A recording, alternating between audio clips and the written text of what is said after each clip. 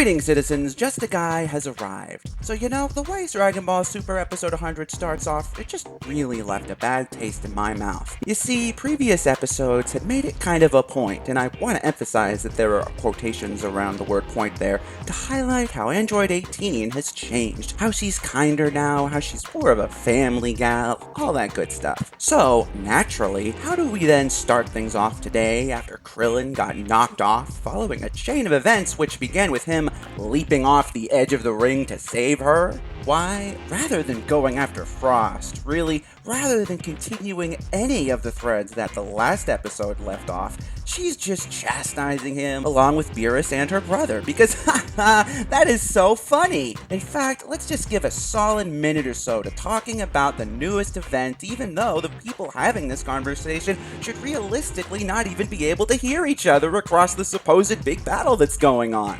Oh, and look, Kaba, Kaba? That one. Here comes that guy over to knock off some guys just to greet Vegeta. One of those characters even got a small bit of screen time earlier in one of the scenes when we were going to look at other universes preparing for the tournament, and the other guy, well, fuck him. And you know what all of this says to me? It says to me that within just a couple of minutes, this episode has already made me feel like even more of the building up that this arc got has just been thrown off the side of the ring. Kinda literally, in fact. Heck, forget the build up prior to the arc. As the scenes in the beginning with Krillin showed, they can't even keep things consistent when we're already here. Also, is it me or does Super Saiyan Tarble in these episodes just look like a really lazily drawn, shorter version of adult Gohan? Well, whatever he looks like, let's just talk about that encounter for a minute. Last episode, we left Vegeta off fighting Vegeta and Bottomo in the midst of this great battle royale. Okay, cool. Like I said, I was looking forward to seeing where they went with this. Sure, Vegeta overcoming his weakness by just having his ears covered is kinda doofy, but whatever. But then, suddenly, Tarble shows up to challenge Vegeta. Kaba. Sorry. And the next time we see the two Saiyans later in the episode, Vegeta and Bottomo have just kinda disappeared. And that just totally makes sense in the context of this tournament where the entire premise was, not one-on-one fights. I mean, if they were gonna do that, why not just have Tarble be the one to have challenged him in the first place and not even have that part with Vegeta and Bottomo in the first place? It's like, why did you bother? Why include that? I mean, that just makes me feel like those scenes were just there to fill up time, because they didn't amount to anything. The characters just disappeared so Tarble could stand there, and it kind of looks like from the way this episode ended, that's not even gonna go anywhere too, so whoop-de-doo! Oh well.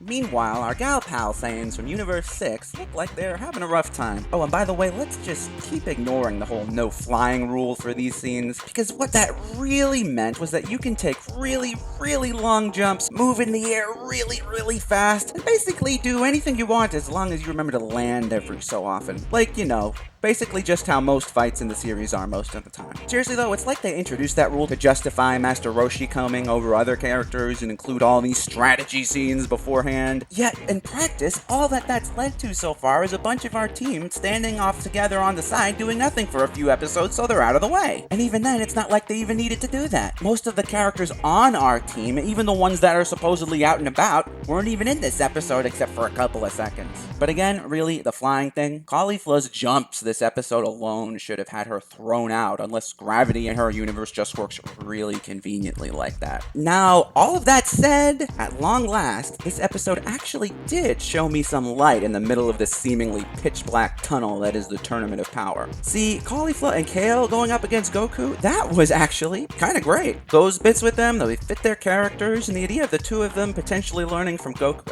okay, Caulifla learning from Goku, kinda like how Kaba did with Vegeta, and even if it's only just for this one fight, it's a really fantastic idea. Even if you ignore the parallels that they might be building up there, Goku took right to teaching Caulifla about Super Saiyan forms, and it was genuinely really fun to watch. And I mean, heck, her Super Saiyan 2 hair actually looks like Goku's Super Saiyan hair. And this is the kind of thing the tournament, I feel, had been missing up to now. These scenes didn't jump around, you could even call it just a scene. From the moment we shifted over to Caulifla and Kale, we actually had something akin to a proper narrative going going on, rather than a series of flashy fighting scenes and reused stock footage strung together thanks to the story arc's flimsy premise like the last few episodes have given us. I mean, prior to that good old commercial break cut in, we didn't even get interrupted by comments from the stands. And even then, I think we only had that like once when we came back. We didn't jump around to look at what other characters were doing every 2 minutes. We didn't go to get comments from someone across the arena every minute or two. No. We actually stuck with this, and you know what? It was really fun. Watching Goku having fun teaching this little Saiyan just learning how to walk, watching this little Saiyan eagerly absorbing the information like a sponge being dropped into water for the first time. This is the kind of stuff that I've been loving about Super, and these past few episodes have been totally devoid of it. And then Broly kind of ruins it. And you know, it's funny. I'm actually what you might call a Broly apologist. At least as far as that I think the first movie gets a lot more crap from some folks that it deserves. Yet here we are now, and I'm seeing a lot of folks finding the whole Kale thing really good, and I just kind of found it funny. I mean, how could I not? Now to clarify, her being set off is fine. I actually think that was handled pretty well, all things considered. What set her off, how she was set off, the build up to her being set off, I think that, all things considered, was fine. But then you've got her whole Son Goku, kill, Son Goku, kill thing. I mean, even in the first movie, Broly was actually a talkative, sadistic motherfucker once he got going. Kale, though, she's just not. So right now, that just gives us a character with two settings. Nissan, please praise me, and Kale smash! With Broly, there was at least an attempt in the first movie. He was a sadistic lunatic, a force of nature being controlled by his father, the vengeful mastermind. Broly's character wasn't even meant to be his main selling point, but even then, there was an attempt at one. Now, why am I talking about this? I'm talking about this because, with Kale, I should be coming away from this feeling like there was more than an attempt. Because don't get me wrong, I'm not trying to say that Broly is an exemplary character or that he was amazing or da-da-da-da-da. No, it's the opposite. What I'm trying to say is that Kale should be exemplary in comparison because they've had years and years and years to figure this one out. What I'm saying that is in trying to make a more I'm trying to make a more sellable Broly, it